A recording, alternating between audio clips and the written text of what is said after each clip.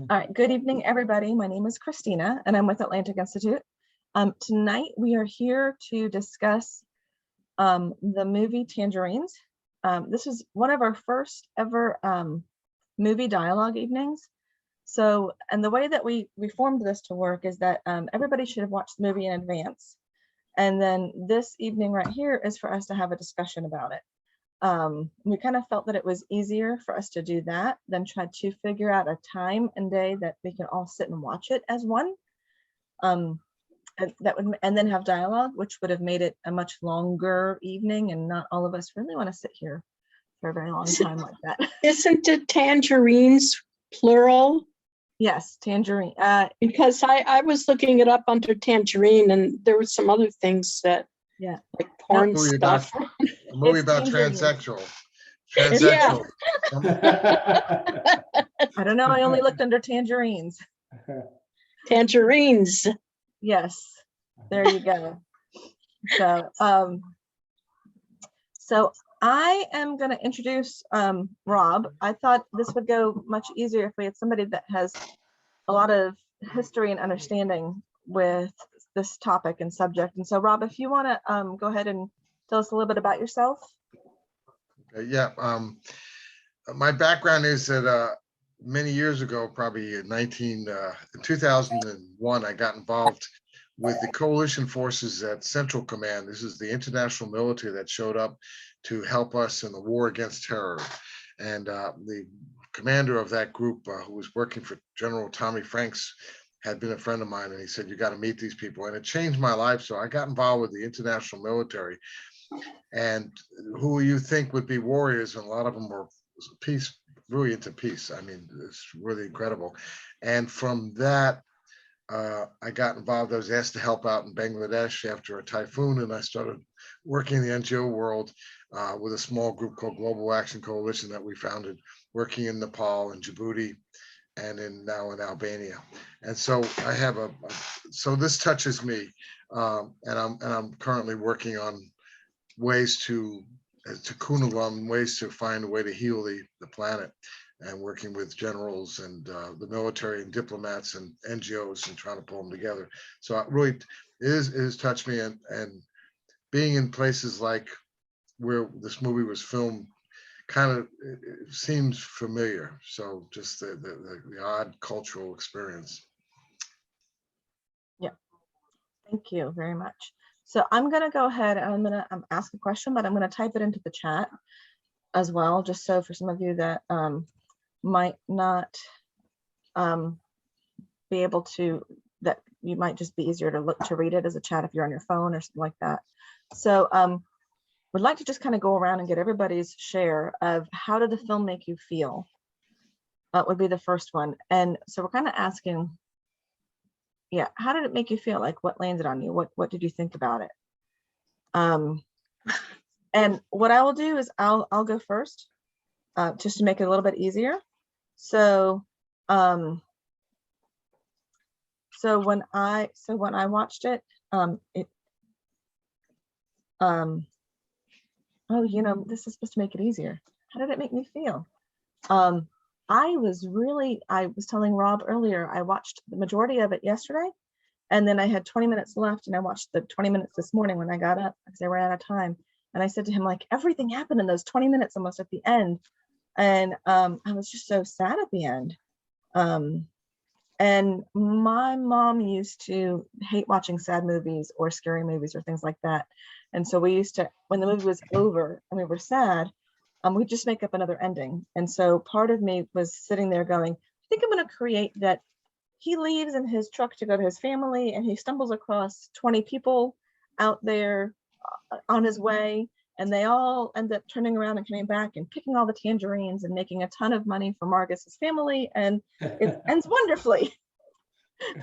So I was going with something a little bit happier,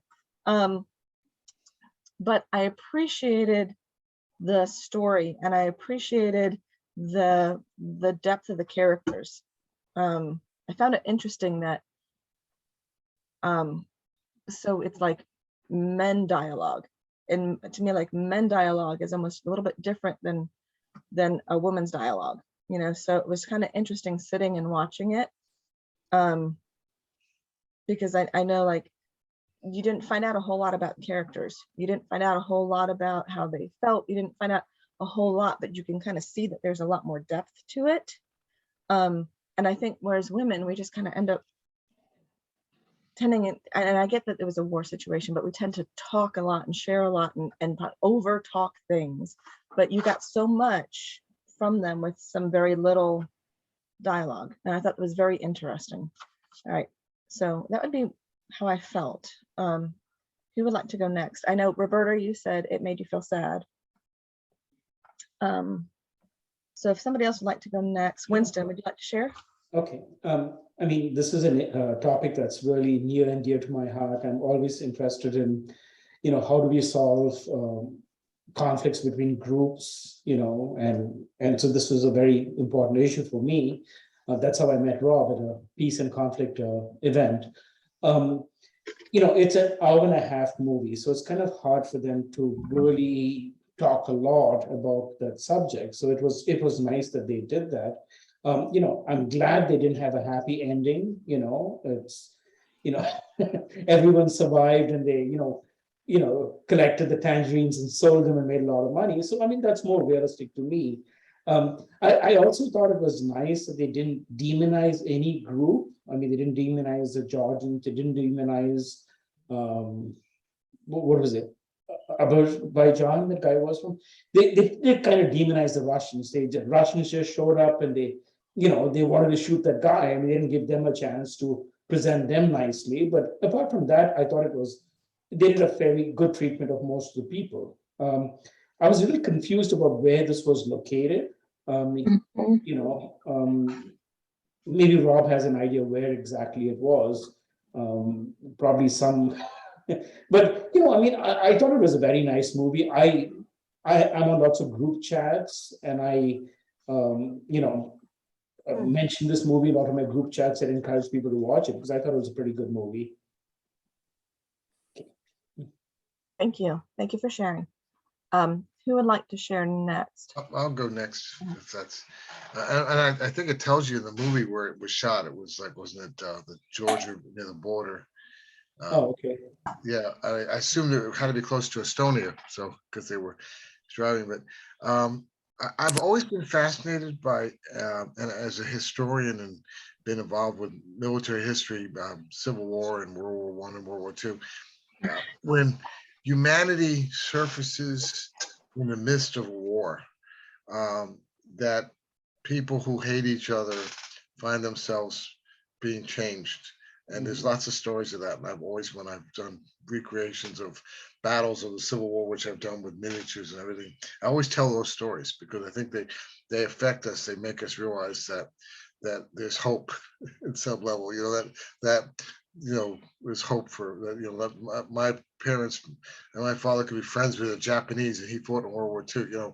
This hope, that for the future at times when we need that. But in the part of the movie that I felt that really affected me, strangely enough, was when the Russians showed up and they asked him to speak in Chechen. They were like, Chechen, and thinking these were his allies. And yet what he did is he got angry with them. He got belligerent with them.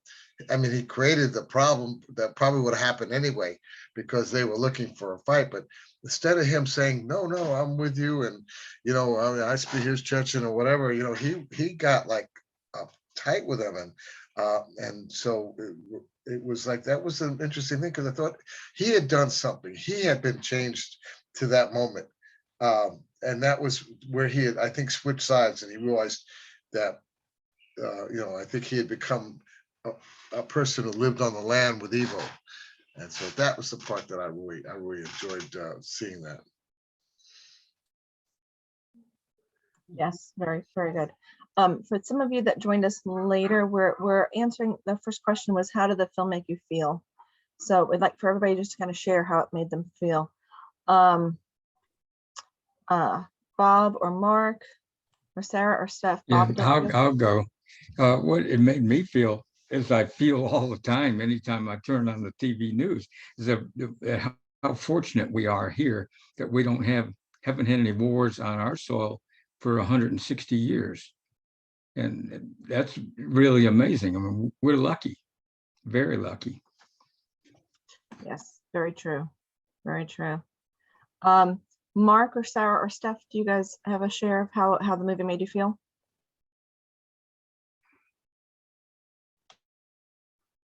The movie made me feel that they had something maybe that we don't have. They have a community. They helped each other no matter what.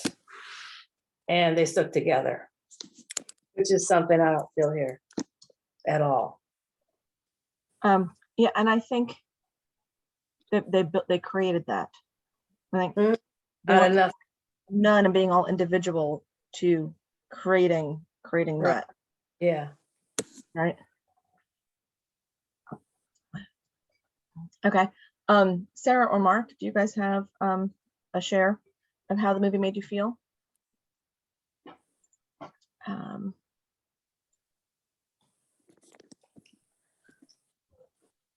They have to unmute their microphones. Yes.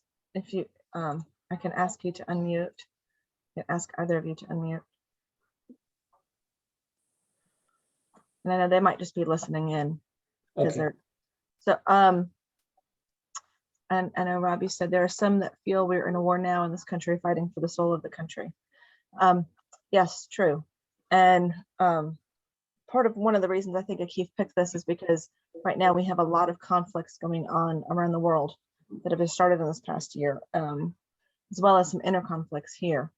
So the next question that we have is something that maybe you might have a thought about. You might have your own opinion of what you feel like the main characters learned about themselves and how do they change. And so I feel like the main character, Evo, I think I feel like he was stoic throughout the film. He had his one way of being, and he didn't really speak it, but I feel like he lived it by his examples and by what he did, like how he treated everybody. So I feel like he had already had his mind made up of how he felt about things. Because in the end, he buried the Georgian next to his son who was killed by Georgians. So I felt like he had a pretty solid character. I think the one that probably experienced the most would be the Chechen, and sorry, I'm so bad at names. I don't remember his name, but he had that hatred, and he had that desire to just kill based on what he had known. And I think he's probably the one that had the most change in the movie, that came around the most and became the most understanding. Oh, God, yeah. All right. So anybody have another thought? Have a share about the main characters? And what do they learn about themselves? Rumas learned nothing about himself. All he cared about was the stupid tangerines and the money to the death. You know what? I understood Margus. Margus is the one that had the tangerine plantation, and I understand not wanting to leave because he said it's just a pity for such a pretty crop to just be gone.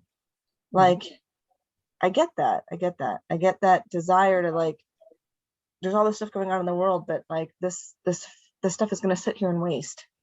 And I think more in other countries than this country, there's more of a concern of waste and lack of resources, because you can see they're eating brothy soups and breads, and hard-boiled eggs. So they're not eating wonderful dinners all the time.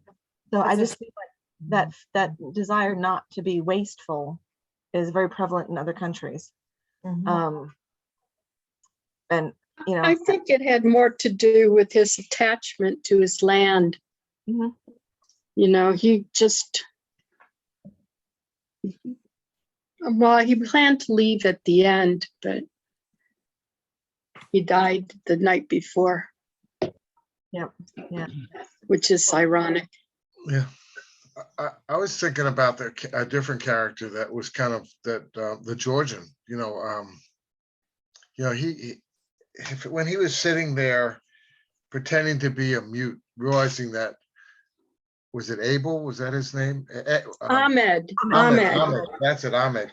When Ahmed had his life in his hands, and Ahmed, went along with it and to protect him, and he was there, and I thought how vulnerable that was that he was, and I think that for him was the beginning of a change for him, because I mean, he had as much anger and hatred for Ahmed. He was ready to go to war with him at any given point. You could tell that. But, he was the one who ended up defending him, by firing the rifle and trying to save his life. So, I mean, he had a transformation, more, I mean, it was more subtle. And but I thought that was where it began. It was like they started humanizing when they started sitting around the campfire. They started to humanize with each other and realize that they knew songs and they had some. They were not. So it was interesting. I liked his character. Well, I do think that Nico was an intellectual, whereas the other guy was a mercenary. And I think that kind of affected them quite a bit too. I mean, mercenaries, I can't understand why he was so, gung-ho to kill, being a mercenary. Mhm. Because it was his friend. That was his friend. He probably. Oh, yeah. That's Other than that, I don't think he was gung ho. He was just doing his job. But that became personal because I've heard it said that when you fight along someone and they have your back and you have their back, you develop this relationship. And I think that that's what kept people marching in the battle, because they wouldn't run because of the guy that was next to him on either side. And I think that was it. And, so I think then the turning point was when he said to Ahmed, I'm sorry about your friend. And even though he said he wasn't especially close to any of his compatriots, and then Ahmed said, I'm sorry about, your compatriots. They weren't really friends, but people he fought with. They apologized to each other. I think that was a real turning point. Yeah. And I think it was interesting because in the beginning, it was more about one being being on different sides of the war. And then towards the end, it was more brought out that they were different faiths, Right. because Ahmed was praying, and then Nico had the cross around his neck and he stuck it like in his shirt, and they had that small little dialogue about faith. So I thought it was interesting that they were kind of starting to pick up on some of the differences as well, and sharing a little bit. I'll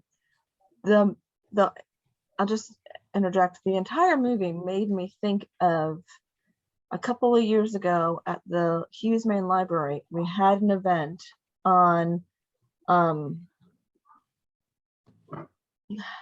forget what the title of it was. Winston, I don't know if you remember if you might have been there or not, but not about the Muslim, about the learning about the Quran. No, it was an event. We had Mac, and it was about growing up African American in Greenville, because it was during February, I believe, during African American month.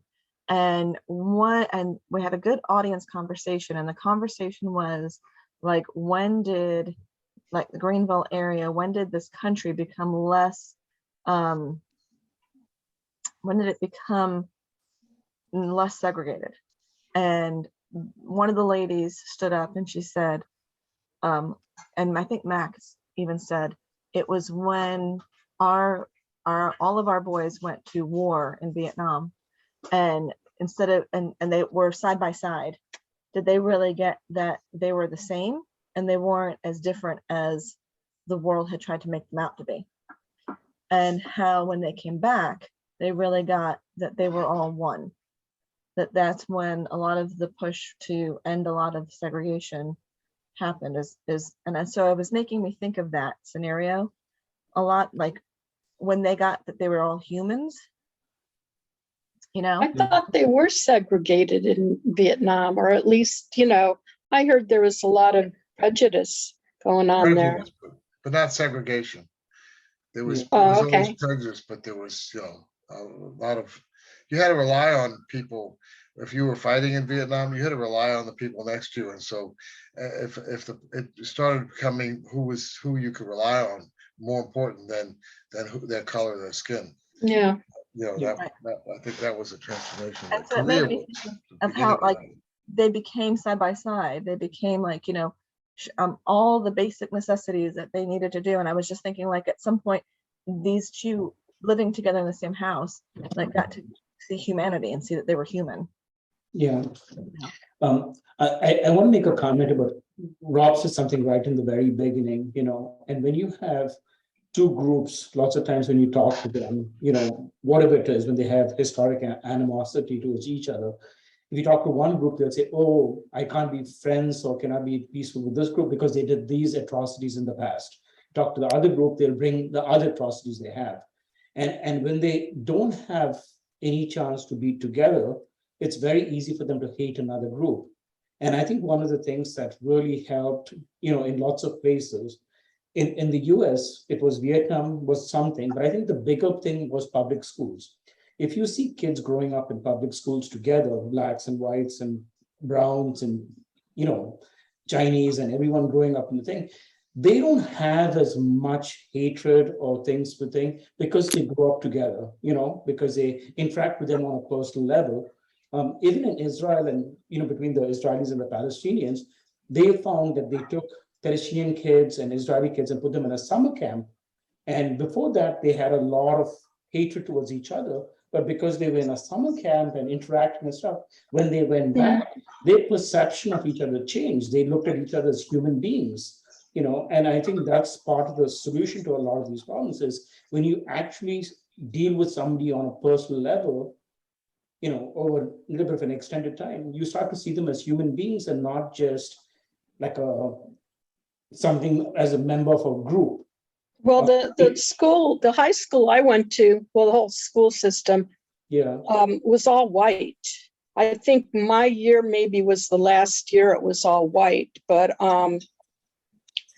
I think it was because it was in the early 70s. Okay. And Vietnam had just ended. Well, it was about to end. And it was the hippie era, and I used to hang out in a certain place. There was a hangout where blacks and whites mixed. I had friends who were black, but I don't know if it had anything to do with, it was the hippie time was all, peace and love, and but peace and love, but not necessarily including blacks, unless you had them in your group, and then it changed your perception, well, they were in a group, just not in my school. Right, because like my kids' school, because they grew up in a school together, I put them in public school intentionally so that they would have this exposure to all kinds of different groups. So they'd be more tolerant towards different groups. And I think that's the case, definitely. Well, my senior year, I had to change to a different high school that was about half black. And I just couldn't believe that the blacks and the whites they segregated themselves in the cafeteria at lunchtime. They didn't, the whites were over here and the blacks were over there. And I didn't see any whites and blacks mixing. So maybe it was better for me to come from an all-white school and just to learn about Black culture on my own, in a different place. No, I went to high school in the summer of love in San Francisco, and there were race riots. The whole block back of the school was black and the front was white, and there was Chinese, and they were turning up cars and all kinds of stuff. I mean, the girls tried to attack me, but I went after them. You know, I was never afraid, but it was like that. And it was a summer of love. Yeah, and where I grew up was in Cleveland I was a little bit younger when they had the Huff riots there, the race riots. But Yeah, see, we all rebelled kind of against that, you know. Yeah, they I were know the Rob has a lot of Jocks and the hippies. they I've turned up. never been athletic, so I was a hippie. Yeah, I know that well. I just read something, and I want to share a quick story. I was reading a book about the first black aircraft carrier pilot during the Korean War, and they had a part of it was about the guys who were fighting. They'd gone all the way, marched north to the border of North Korea and China, and the Chinese came in and decided to attack them. And they were wearing white jackets, and so they were coming in, 100,000 of them coming, and these Marines were trying to hold back, and they were infiltrating and attacking them at night, and it was, you know, they were the faceless horde of the white jackets, and they hated them, and it was just this. And you're reading the book and you're hating them and involved. And this is a true story. One of the guys got caught hit by on his feet, and he got wounded and he got knocked out, and he woke up in a foxhole with a group of these white jackets. Okay, so here he is in this, and he and he's thinking he has to fight his way out or whatever, and then he decides it's not going to do any good, so he pulls out his cigarettes and he lights one up, and they want cigarettes from him, and he goes, "Well, you're going to kill me anyway." That's his, and thinking they probably don't even understand him, and they go, "No, we no kill you. We no kill you. You 5th Marines. We love Marines." And he goes, "No, I'm not the 5th Marines or whatever." He goes, 4th Marines. He goes, "No, we love 4th Marines. We love you." And it turns out these guys were all from this village, had fought with Chiang Kai-shek during World War II against the Japanese, and were fighting alongside Marines.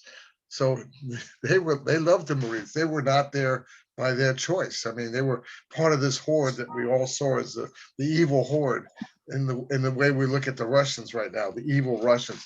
But it put a face to them, and it turned out these guys, they didn't want to kill him. They loved him. They were there because they had no choice. Their village was rounded up, and they were put with guns and sent to the border to kill the Americans. Yeah.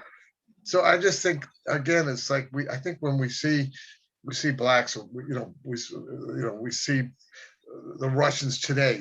We all think, oh, the Russians are all bad, but a lot of those people are they're forced to be there. They don't have they're conscripts. They have no hatred against Ukrainians or Americans or anyone. They're just being forced to do this. And I think once we start seeing people as a whole rather than as people, we lose it. We lose the humanity. And that's what happened in the movie is these guys, they became human. Yeah.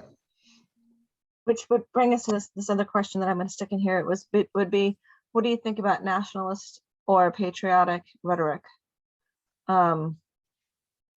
And I think, Bob, I don't know if I missed you, if you had something else to share, if something came to mind. Okay, just want to make sure. So I think we could see in the movie there was nationalist or patriotic rhetoric the theme was traveling through the movie. But it was like, what do you think about it? Kind of along the lines what Rob was just saying is, like between Russia and Ukraine, it's like, I feel so bad for people that are Russian living here in this country.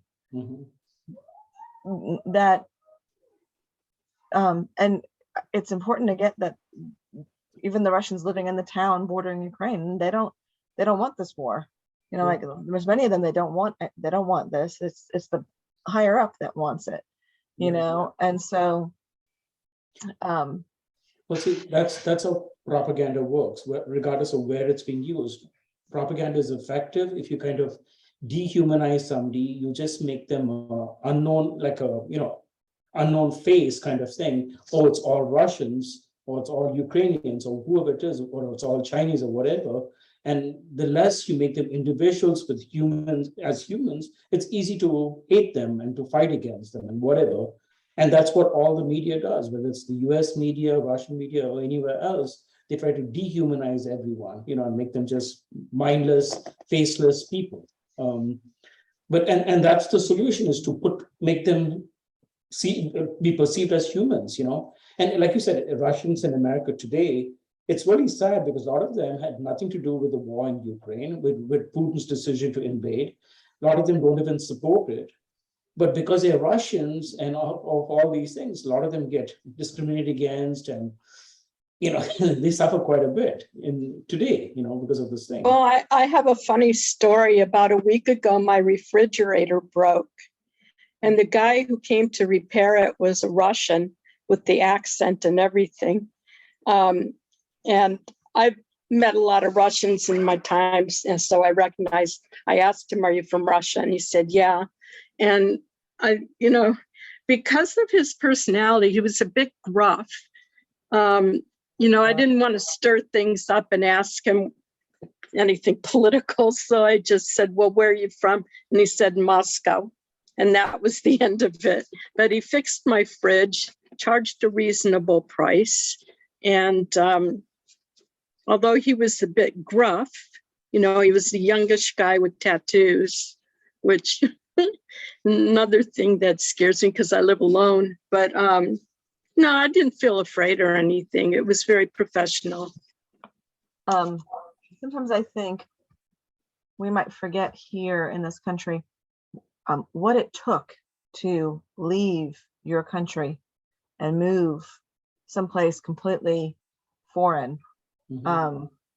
Takes a lot of, I've talked with some refugees that have had to flee their land and be smuggled out of their countries and have had to pay like $10,000 to do this, or your whole family is here, and I'm thinking those plane tickets are not cheap, and you only can bring with you like what's in your suitcase. Like you can't, and so I think sometimes we might forget because we've never had to do that. Like we've never had to just throw stuff in There our are a lot of agencies and churches and charities that really help refugees. And that would be refugees, but then there's people that come over here by choice, that fly over and immigrate over here, and I think like what they go through to get themselves established, to be willing to put yourself through that is a lot of work. Here we have our next question, just to keep us moving along, is have you ever experienced building peace between two enemies or reconciling the resentful?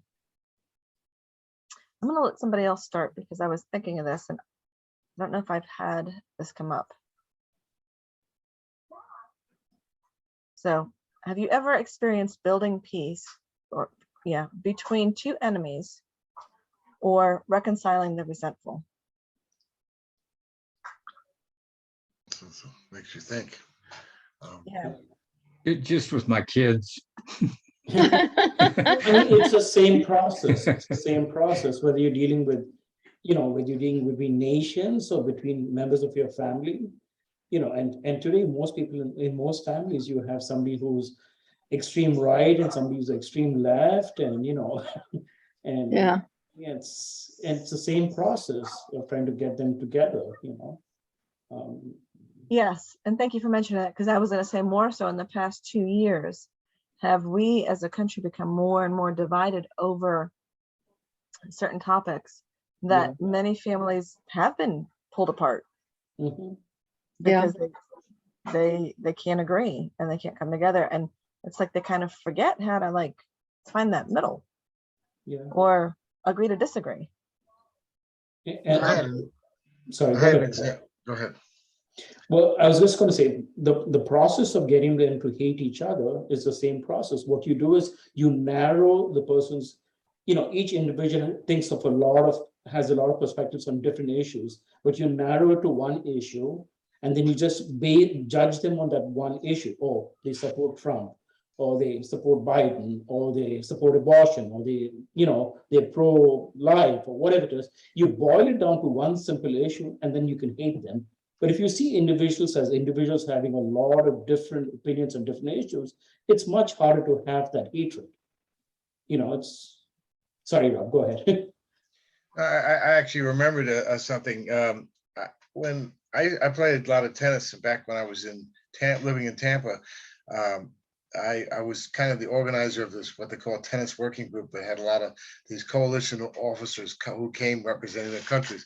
And I invited them all to come, and I remember that the Greek guy said, I won't play if the Turkish guy is playing. Mhm. Oh, yeah.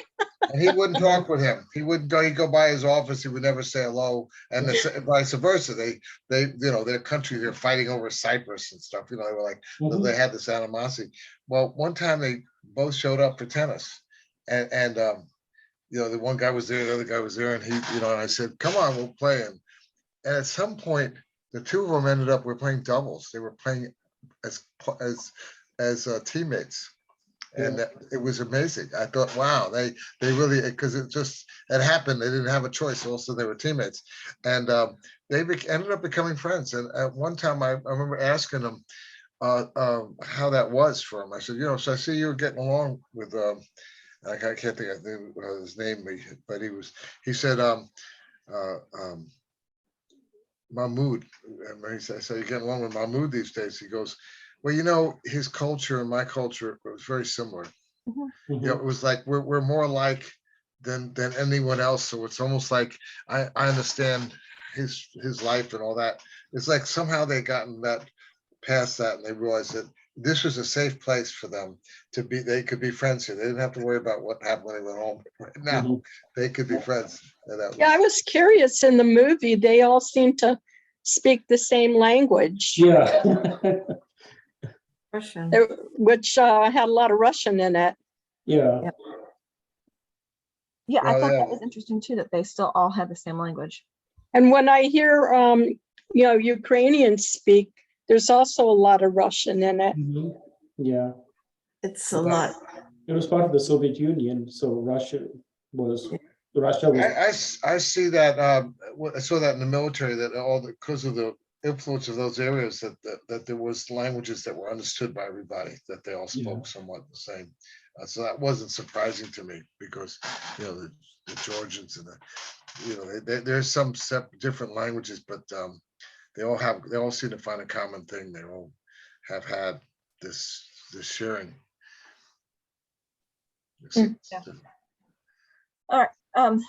Yeah, another question here. I'm going to stick in here. And we have, how and why does history affect how we feel about things today? And should it?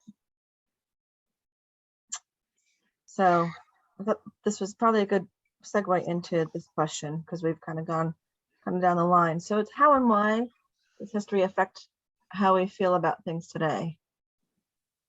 Well, I think it has a huge effect.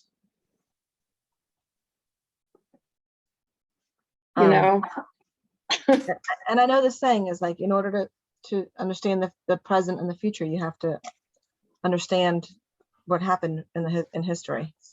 In order to move forward, you have to have the that. whole thing between Israel and the Arabs, they don't think Israel should be there, but it's, I'm Jewish and it's my homeland.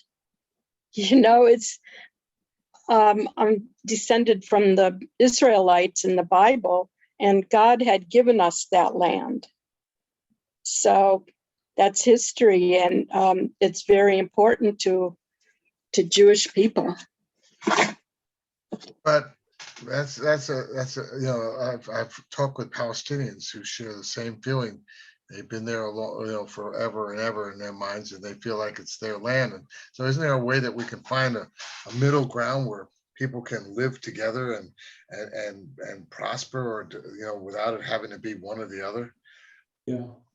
I would hope so, but the Arabs really, I don't know who they descended from, but they weren't given the land by God. They descended from Abraham. Remember, they were Oh, Abraham. that's right. Yeah, so we're cousins, so we should get along. So I don't know what's. When you said the Arabs, you did the same thing as the white jackets or the Russians.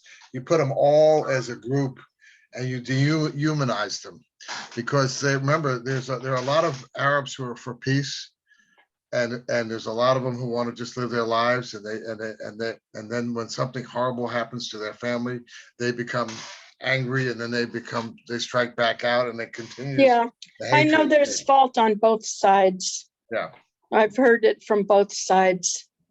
But I think they're heading towards peace now with these the Saudi Arabia and the Abraham Accords and all that, but it does build up, the history builds up. Mhm. Violence breeds more violence, and it goes on forever unless somebody can do, somebody strong comes along and says, this is how it's going to be, and we're going to compromise.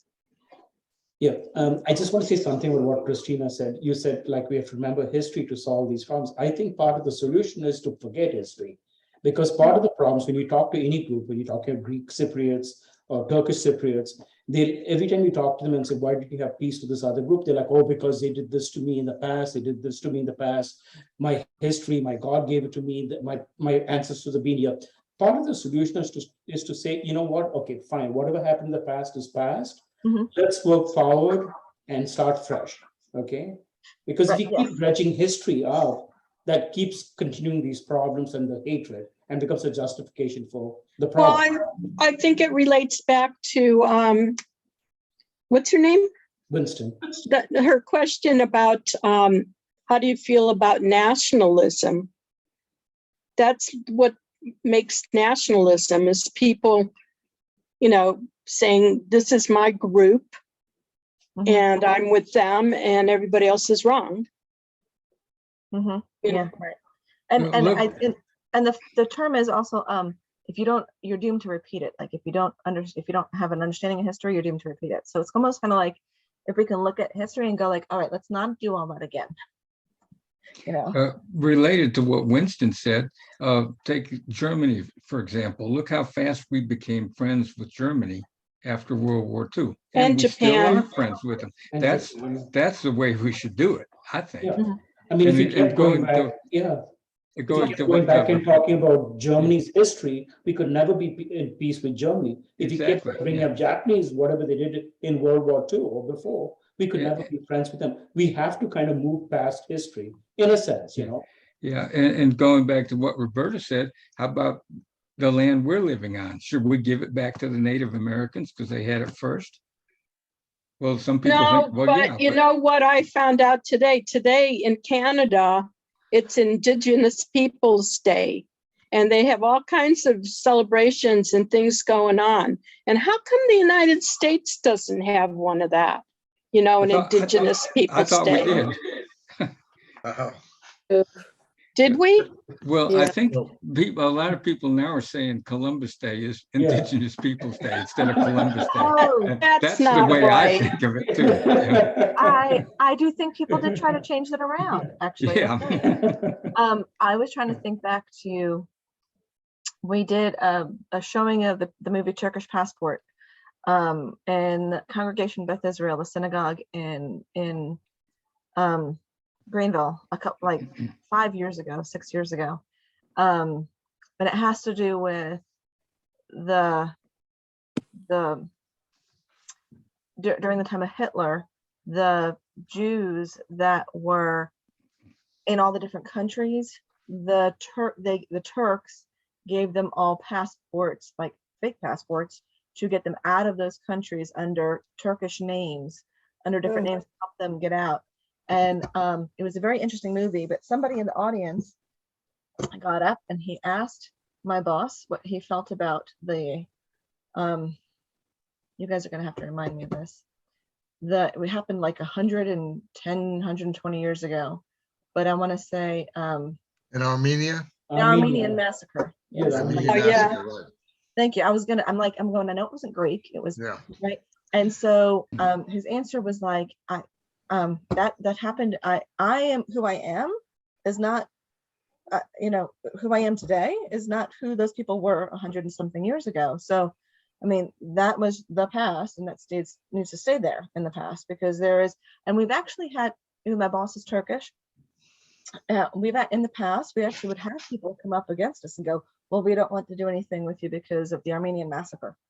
And I was like, wow, really? That's like 100 something. I mean, I understand that there's some pain there still. That's only 2 generations back. And I'm like, right. So I understand that some of it might still be fresh. Oh, yeah. I understand that, but I was just like, but that's not who we are today, so You can't forget the past, you can't- especially the immediate past. It takes so that's right. generations. And I get that some of these things that we experience nowadays is going to take, I think, the more generations we put between us and events, um, the less of an impact it might have. Like the less of a hurt it might have. I was thinking Yeah. of something. Yeah, I don't know if that's true or not. I hope it is. But Yeah. look at how long it's been since the Civil War, and we still got a whole lot of people that still they have haven't Yeah. gotten over that yet. And that's I know, lots of right. generations. And all I And keep thinking of is we obviously need more time. But I will say that I do think the younger crowd, like those that are currently like in middle school, probably, middle school and high school, they have done a lot of work on building friendships and building bridges. Mhm. Because we have done events downtown Greenville. We have done like iftar dinners, and we've done different events. And some of the people that are my age might not fully understand what it is, but those that are in college right now or in high school, they have had a lot of education and knowledge on different faiths, different cultures, and appreciating the differences and understanding it all way more than some of those in the older generation have had. And so I keep thinking, well, I'm gonna have to have faith that it's gonna be that crowd. Like my daughter's 15, like it's gonna be that crowd that's gonna continue to keep leading us. But each one of us belongs to different tribes. I mean, things we've gone through, traumas, but also our nationality, our religion, all these things. I mean, if you look at it, I mean, Roberta, you're talking about being Jewish, and Winston, your background from being Hindu Indian, but I think the secret of all this is that we can be part of these things, but not to let them own us. Mhm. Not to let them, that we have this hatred of some group from hundreds of years ago, or 50 years ago, or 25 years ago, that defines us as to who we are and how we react with people from other cultures. I think that is the challenge, is how to and once you let go of your biases, right? But also to really be present with people, to realize that we can find peace with people, because everybody is their own individual experience, and there's opportunities in every situation to become friends and find peace. And that's what I think we're all happier when we do it. And the stories of those that happen are always amazing, and people love to read those stories, but we get stuck in the other ones. And This is that's how the thing. I see the person. And Yeah, and that's the thing, not looking at people as members of a tribe, whatever the tribe is, whether it's that race or the religion or the, identity or whatever, but looking at them as individuals, each and every person, and I think that's part of the solution too. yeah. Yeah, well, that's easier said than done. I mean, there's been a lot of anti-Semitism coming back lately in the past couple of years. It's not that it's not real, that those aren't real issues, but it's funny. Winston will remember this, at the peace conference. We sat at our tables at lunch, and everybody said, "What is your bias?" And when it came to me, I said, my bias would be a pickup truck with a Confederate flag and a gun rack. Yeah. And that was my bias. And then wasn't long after that, and I was sitting with this woman who had been one of the people who had helped, a Black woman who helped desegregate Greenville. And everybody agreed, they nodded, and then later on, someone got up and was speaking at the conference, and they said, they told the story of a Black person about how when they got married, they went on a vacation. On the way back from Louisiana, they were going through the mountains, and their vehicle broke down, and on a dirt road, like on a mountain road without a lot of traffic, and up comes a pickup truck with a Confederate flag, and they stopped, and we thought, oh, we are dead now. This is it. It's over. And these people said, how can we help you? And they helped them get their car fixed and running. Yeah. And it was like, and then the black lady, and I can't think of her name, but she was, I'm talking about, she looked at me and she pointed at me like, yeah, see? And it was like, it was almost like it was such an important message to me. I'm like, yeah, that was my bias. And all of us would probably have agreed that that was not what we expected to happen. So we have to believe in the unexpected, even though there are people out there who hate us for whatever reason. Um, that doesn't mean that has to happen. That humanity can't surface again in the midst of all that. Yeah. I think the more you look for it, the more you seek it, You the more see it. you attract it. Yeah. I mean, my car, I used to have a Ford Escort long time, 20, 30 years ago. And every time I used to come from DC to South Carolina, where my family was, my car always broke down. And it's South Carolina, and invariably it was a redneck who in a pickup truck was stopped. And they always helped me, whether it was taking me to a gas station to get gas or, towing my car or whatever. I've had that happen so many times. I think lots of times today, especially people from poorer neighborhoods, rednecks tend to work more with poor black people, and so they see more. There's more of them mixing, while you see at the upper levels, there's less mixing. Rich folks basically don't have as much mixing with other people as you do at the lower levels of our society. I mean, when I was in Chicago, one of the interesting things that we did for peace was they asked everyone in the audience, because we were all from well-to-do families. They said, "Well, how many people have invited a black person to your house for a meal?" And people thought about it, and no one had. They didn't feel prejudiced, but nobody invited another person of a different race to their house for a meal. And I think that's really important. And one of the things I try to do is I try to have dinner parties once in a while, small groups, about 10 people to 12 people. But I try to invite people from different ethnic groups, different political groups, different things, and just so they have a chance to talk about stuff. And as long as people try to be civil and open-minded, it's amazing the friendships that develop. And I mean, there's a lot of solutions. It's not like the problems we have today can't be solved, but there's no real desire, by a lot of people, or they just resort to the traditional things, the history. Oh, black people did this, white people did this, Palestinians did this, Jews did this, and nobody wants to forget the history and start fresh. But anyway. It's called generalization. Yeah.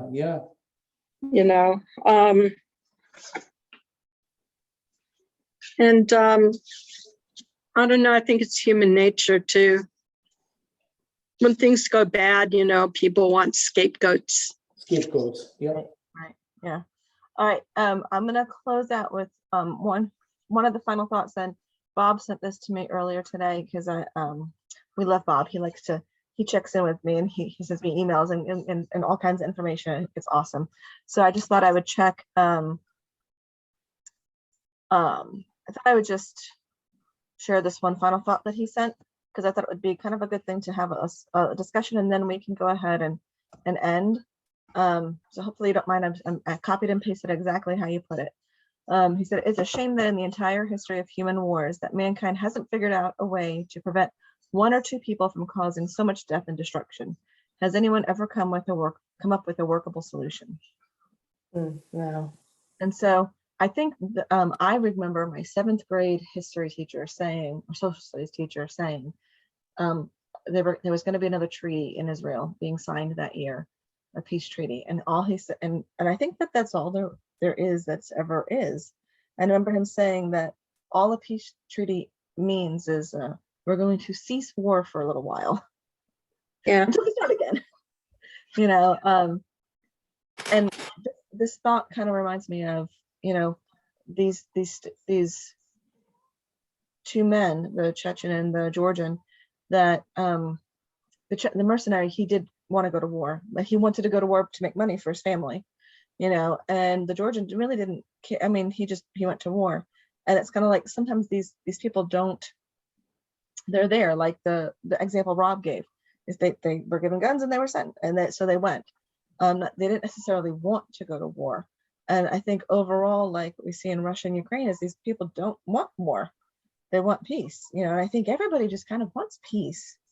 And so I think sometimes, like, you know, then for some reason there's these higher ups that desire to change the lines in the globe, you know, or they desire something, or they want to Power. It's all about power. power. They want to create something where they can line their pockets. Greed. And money, and money. Yeah, Yeah. power and money. Right. Because you might make tons of money in war machinery, you know, you might make tons of money, you know, and so and Oh, no. No, it's not about greed for him. It's about greed for the war, who started the war. Yeah. The thing about the movie that I liked was interesting when the was it the Georgian, all he did the whole time, he had his tape and he was rewinding it. Then he Right. got at the end, the Chechen put it in and because he said, "Oh, I don't like your music. I want to hear it." But he put Right. it in. They played it and I didn't know what it was saying. I But wish they had translated that. I beautiful think song. it was probably something really meaningful and they didn't translate it. It's a I beautiful. thought it was cool that he felt that was dear to him. Like he Yeah. kept that and he put it in and he played it. Mhm. Yeah, So- I was curious about that tape, the whole movie. Yeah. Actually, you know what I was curious about was what the nail polish was doing. Like, did the nail polish actually work as a glue? That was my thought. Like, did that really work? Oh, as is that what he was doing? Yeah, I probably would. Yeah, I've Was it done nail- that. Was it nail polish or glue? I thought it Was was it- glue. I don't know. I Because the thought it was, guys, I don't know which guy would have nail polish, you know, so. I don't thought know. it was Oh, yeah, glue. that's true. it was a clear bottle. It looked like a nail polish bottle, but it might have been a clear glue. I Yeah, don't know. And I thought it was glue too. sure, maybe it was. I didn't Yeah, think about it I being thought it nail was polish. glue. I didn't. Okay, so before you all end, I just want to recommend another movie if you're interested. It's called Heart's War, H-A-R-T, apostrophe S, War. It's an old movie. It's, I don't know, maybe 20, 30 years ago. It's a much longer movie and it's a much more in-depth movie. It treats stuff much more interesting. It's a fantastic movie. Very, It's the very one, well it's the one that takes place in the, done. POW camp, yeah, in let me Germany. tell you something, Winston, the movie did not do justice to the book. Oh, okay. I didn't read the book. If you, Heart's War was the most amazing book, and when I watched the movie, I was so disappointed right from the beginning about how little they really did of bringing the depth of the characters and that whole issue to there. So I am so glad you reminded me because I'm going to read that again. But Heart's War, the book was all time one of my all time favorites, right up there with Kill a Mockingbird. Yeah, Really? Kill a Mockingbird, another very good movie. Yeah, I'll look it up. I'll try to get hold of the book. I will look that up and see if I can watch it. And maybe I can do that something like in August or something, and I can do a dialogue night on that. Would that be something that would be interesting to have a conversation on? Sure. Awesome. I think we should read the book first. I was going to say, for those that want to read the book and watch, I can say read the book and watch the movie, and then we can have Yeah, and then a dialogue compare. discussion. Because I will just put it out there, I cannot read books. I do not. You can get I- audiobooks. I I know. I'm a birth doula also, and I have 7 books I need to read to get my certification. And I keep saying I've got to get those done before I get any other books done. Yeah. I have just a very hard time getting stuff done. So I'm just going to write down Heart's War. H-A-R-T, Heart's War. I'm glad you read that, Winston.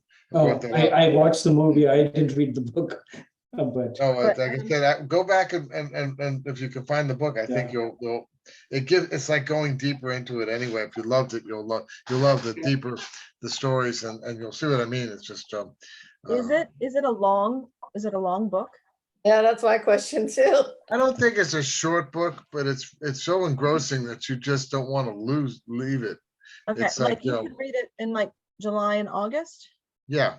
I mean, Maybe July, August, and September. September, I can say we can have a conversation about it. Just as- There are a lot of good movies Okay, out there, well, international movies. Oh, yeah. And I think that there is actually a way. I had an Audible account for a short while, but I think that somebody else told me there's a library account you can have at no charge that you can actually listen to books. Oh, really? I'm gonna have Yeah, to. Hoopla, That might be it. Hoopla, Hoopla. Yeah, I think that might be it, because I might be able to look that, because I really need to finish these birth books too. It's just not gonna happen unless, I think if I sit here and I type and I listen to it in the background, I might be good to go. I don't know if that's pretty good multitasking.